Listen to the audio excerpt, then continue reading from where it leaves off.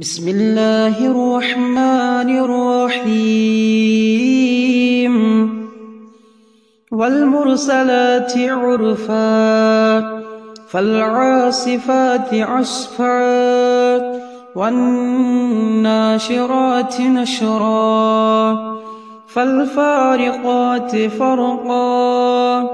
فالملكيات ذكرا عذرا أو نذرا إنما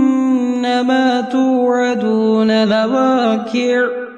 فإذا النجوم طمست وإذا السماء فرجت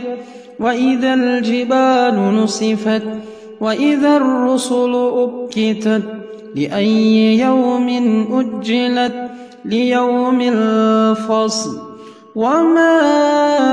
أدراك ما يوم الفصل ويل يومئذ للمكذبين ألم نهلك الأولين ثم نتبعهم الآخرين كذلك نفعل بالمجرمين ويل يومئذ للمكذبين ألم نخلقكم من ماء مهين فجعلناه في قرار مكين إلى قدر معلوم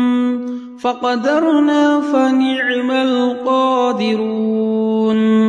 ويل يومئذ للمكذبين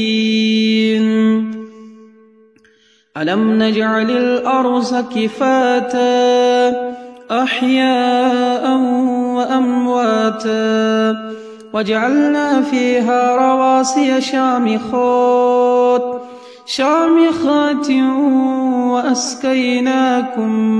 ماء فراتا ويل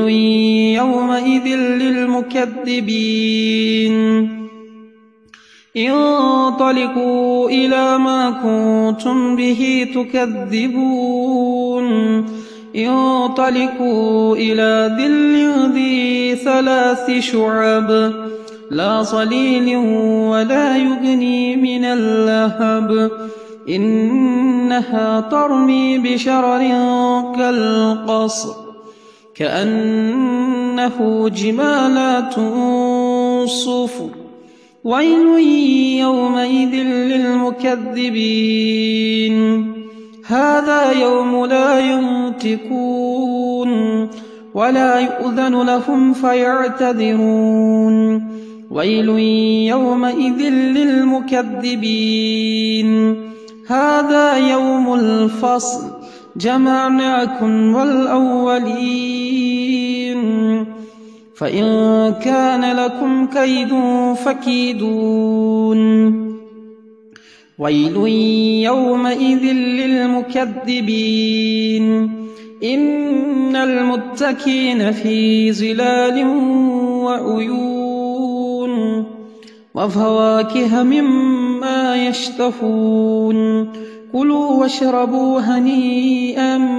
بما كنتم تعملون